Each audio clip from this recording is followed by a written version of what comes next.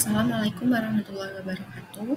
Di sini saya akan mempresentasikan hasil diskusi dari kelompok kami.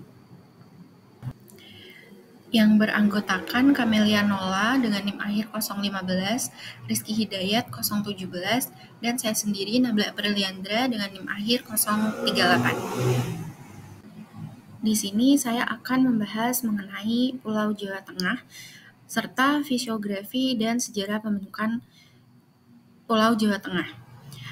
Fisiografi merupakan cabang ilmu geografi yang membahas mengenai bentuk fisik muka bumi, topografi dan relief, serta struktur geologi suatu daerah tersebut. Pada daerah Pulau Jawa sendiri, fisiografi ini terbagi menjadi 6 zona. Yang pertama, dataran aluvial Jawa Utara, yang kedua, gunung berapi kuarter, yang ketiga, zona Serayu.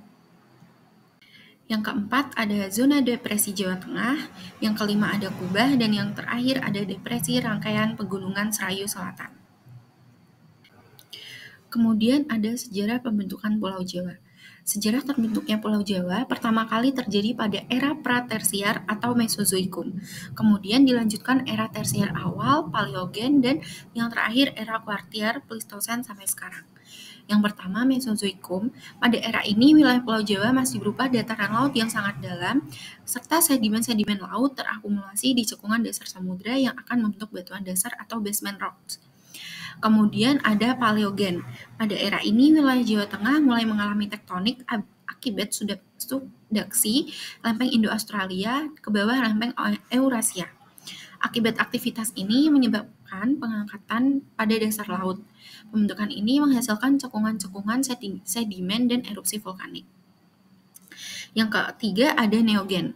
Pegunungan di Pulau Jawa Tengah mulai terbentuk pada era ini melalui proses pelipatan dan patahan akibat gaya tektonik, seperti cekungan-cekungan yang berada di Solo dan Semarang yang terbentuk oleh sedimen aluvial serta vulkanik. Yang keempat ada Pleistosen. Pleistosen sendiri itu aktivitas vulkanik di Jawa Tengah pada era ini sangat intensif dan terbentuknya gunung-gunung berapi, seperti Gunung Slamet, Gunung Merapi, dan lain-lain. Aktivitas vulkanik dan tektonik terus membentuk lanskap Jawa Tengah, terutama di daerah pegunungan dan dataran tinggi. Wilayah Jawa Tengah hingga saat ini masih sangat dinamis secara geologis, terutama karena aktivitas vulkanik yang masih aktif, seperti Gunung Merapi. Selain itu, proses erosi dan sedimentasi juga terus berlanjut, membentuk dataran aluvial yang subur di sepanjang sungai-sungai besar di daerah tersebut. Fisiografi dan sejarah pembentukan ini mencerminkan bagaimana proses geologi sangat kompleks yang berlangsung selama jutaan tahun telah membentuk wilayah Jawa Tengah seperti yang kita lihat pada saat ini. Selanjutnya di sini saya akan menjelaskan tentang stratigrafi Jawa Tengah. Stratigrafi adalah studi mengenai sejarah, komposisi, dan umur relatif serta distribusi pelapisan tanah dan implementasi lapisan-lapisan batuan untuk menjelaskan sejarah bumi. Dari hasil perbandingan atau korelasi antar lapisan yang berbeda dapat dikembangkan lebih lanjut mengenai etologi, kandungan fosil, dan umur relatif maupun absolutnya. Stratigrafi kita pelajari untuk mengetahui luas penyebaran lapisan batuan. Ilmu ini pertama kali dikembangkan atau dirintis di Britania Jaya pada abad ke-19 Masehi dengan perintisnya bernama William Smith. Kemudian ada definisi stratigrafi oleh para ahli. Seperti dari Raymond Cecil Mores 1941 menyatakan bahwa stratigrafi adalah cabang ilmu geologi yang membahas tentang definisi dan pemberian kelompok-kelompok batuan, terutama batuan sedimen, serta penafsiran kebenarannya dalam sejarah geologi. Urutan stratigrafi Jawa Tengah secara keseluruhan dapat diwakilkan oleh stratigrafi pada daerah Karangsambung karena secara umum susunan litologi di daerah Jawa Tengah telah mengalami beberapa fase tektonik yang menyebabkan susunan stratigrafi menjadi tidak dapat disusun secara jelas, dan stratigrafi di Karangsambung secara regional dapat menjelaskan tentang bagaimana tatanan stratigrafi di Jawa Tengah secara keseluruhan. Berikut adalah susunan stratigrafi di daerah Karangsambung, mulai dari batuan paling tua hingga yang termuda. Batuan Pratersier merupakan batuan tertua yang tersingkap di zona pegunungan Serayu Selatan. mempunyai umur kapur tengah hingga Paleosen yang dikenal sebagai kompleks Malangir Ulo Sukendar Asikin 1974 dalam Prastiadi 2010. Kelompok batuan ini merupakan bagian dari kompleks Malangir yang terdiri dari Krauke, Sikis, Java Basal, berstruktur bantal, Gabbro, batu kambing merah, Rijang, lempung hitam yang bersifat serpihan di mana semuanya merupakan campuran yang dikontrol oleh tektonik. Formasi karang sambung merupakan kumpulan endapan alisostrom terjadi akibat pelongsoran gaya berat di bawah permukaan laut, melibatkan endapan sedimen yang belum terkompaksi yang berlangsung pada lereng parit di bawah pengaruh endapan turbidit. Formasi ini merupakan sedimen pond dan diendapkan di atas Benchuhuk Ulo, terdiri dari konglomerat polinik, lempu abu-abu, serpih, dan beberapa lensa batu gamping foraminifera besar. Hubungan tidak selaras dengan batuan protersier. Formasi Totogan Harloff 1933 dan Chiahade 1996 menamakan sebagai tufa napal, sedangkan Suyanto dan Roxamil 1974 menyebutnya sebagai lempung breksi. Litologi berupa breksi dengan komponen batu lempung, batu pasir, batu gamping, napal, dan tufa. Berumur Oligosen sampai Meosen awal dan berkedudukan selaras di atas formasi karang sambung. Kemudian ada formasi Waturanda. Formasi ini terdiri dari batu pasir vulkanik dan bereaksi vulkanik yang berumur Miosen, awal Miosen, tengah yang berkedudukan selaras di atas formasi Togaten. Formasi ini memiliki anggota tuff di mana Harloff 1933 menyebutnya sebagai Erste Merge Tuff Horizon. Kemudian ada formasi Penesogan, yaitu formasi yang terendapkan selaras di atas formasi Waturanda. Kemudian formasi Halang, yaitu menindih selaras di atas formasi Penosogan. Kemudian ada formasi Peniran, yang awalnya peneliti terdahulu menamakan formasi ini sebagai horizon bereaksi 3. Formasi ini menindih selaras di atas formasi Haling dan merupakan sedimen turbidit termuda yang diendapkan di zona pegunungan Serayu Selatan. Litologinya terdiri dari breksi, aneka bahan dengan komponen andesit, batu lempung, batu pasir dengan massa dasar batu pasir, sisipan tufa, batu pasir, napal, dan batu lempung. Kemudian yang terakhir ada batuan vulkanik muda, memiliki hubungan yang tidak selaras dengan semua batuan yang lebih tua di bawahnya.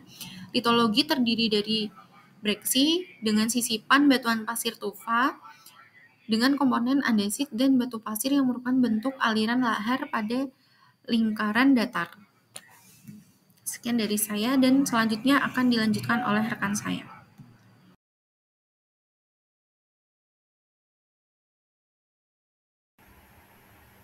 Baik, yang selanjutnya akan dibahas materi vulkanisme. Yang pertama, pengaruh terbentuknya. Di Jawa Tengah, khususnya di bagian tengah Pulau Jawa, proses vulkanisme dan tektonik yang intens itu dapat memengaruhi sistem orogen sirkum Sunda yang menyebabkan pembentukan berbagai pegunungan dan gunung berapi. Lempeng Indo-Australia menunjam ke bawah lempeng Eurasia membentuk zona subduksial aktif. Ini adalah hasil dari interaksi lempeng tektonik yang kompleks. Pembahasan mengenai proses vulkanisme yang melatar belakangi. Jadi di Jawa Tengah, terutama di sekitar Purworejo, aktivitas vulkanisme memiliki dampak yang signifikan terhadap pembentukan alam. Sebagai contoh, di sebelah utara, endapan vulkanik Gunung Sumbing dan Gunung Sindoro membawa material piroklastik seperti breksi, gunung api, dan tuff, yang kemudian membentuk dataran aluvial di Purworejo. Endapan batuan yang terbentuk oleh erupsi gunung api tersier dan kuarter di wilayah ini membentuk sumber daya geologi yang kaya akan pasir besi yang ditemukan di pesisir Purworejo. Selain itu, proses vulkanisme berkontribusi pada pembentukan formasi geologi yang lebih tua seperti formasi andesit tua atau Oligosen yang membentuk pegunungan Serayu Selatan dan Kulon Progo. batuan andesit tersebar luas di wilayah ini membentuk rangkaian pegunungan yang mengapit dataran aluvial. Baik, pembahasan materi vulkanisme berikutnya itu mengenai dampak vulkanisme terhadap morfologi dan sumber daya. Jadi aktivitas vulkanik di wilayah ini itu tidak hanya membentuk pegunungan dan dataran, tetapi juga berdampak besar pada sumber daya. Material yang terurai dari letusan gunung api menciptakan lapisan tanah yang subur di daerah dataran seperti Purworejo yang sangat bermanfaat bagi pertanian. Di sisi lain, endapan vulkanik juga menyimpan potensi sumber daya mineral seperti pasir besi yang digunakan sebagai bahan tambang. Kiranya sekian pembahasan mengenai materi vulkanisme dari saya. Bisa dilanjutkan ke pembahasan berikutnya. Terima kasih. Baik, selanjutnya saya akan memaparkan terkait hasil atau produk proses geologi geomorfologi. Kali ini contohnya adalah dataran Purworejo, Jawa Tengah yang terbentuk karena endapan aluvium hasil dari proses geologi yang melibatkan rombakan batuan vulkanik dari Pegunungan Serayu Selatan, Pegunungan Kulon Progo, serta Gunung Api Sumbing. Dataran Purworejo terdiri atas endapan aluvium sungai di bagian utara dan endapan aluvium pantai di bagian selatan.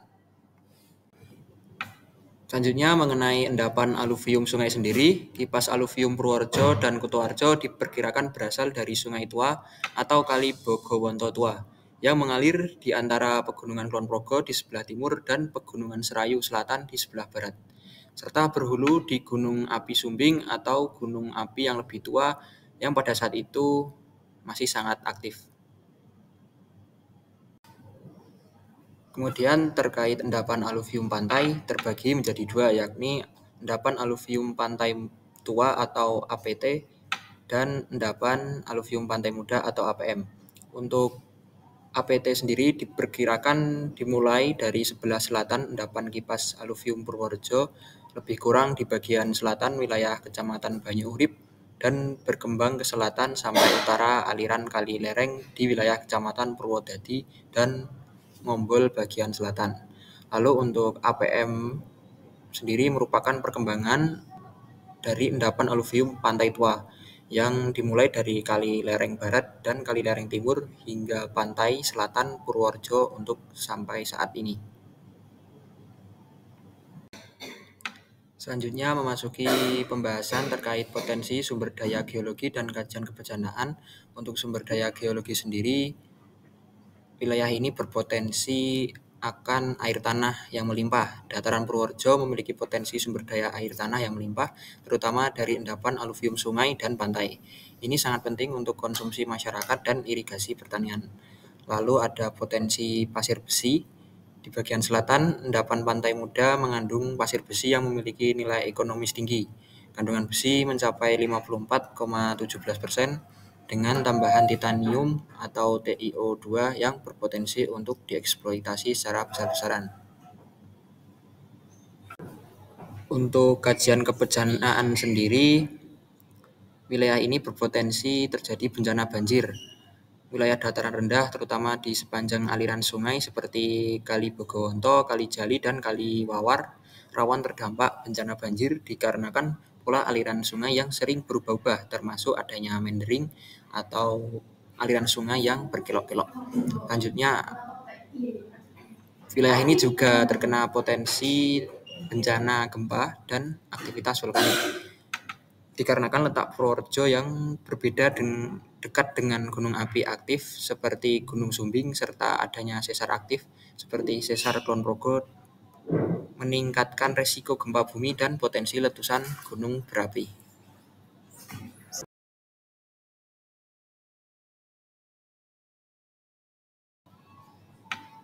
Baik, mungkin itu saja yang dapat kami sampaikan. Bila terdapat tutur kata yang kurang berkenan di hati, kami mohon maaf yang sebesar-besarnya. Sekian dari kami. Wassalamualaikum warahmatullahi wabarakatuh.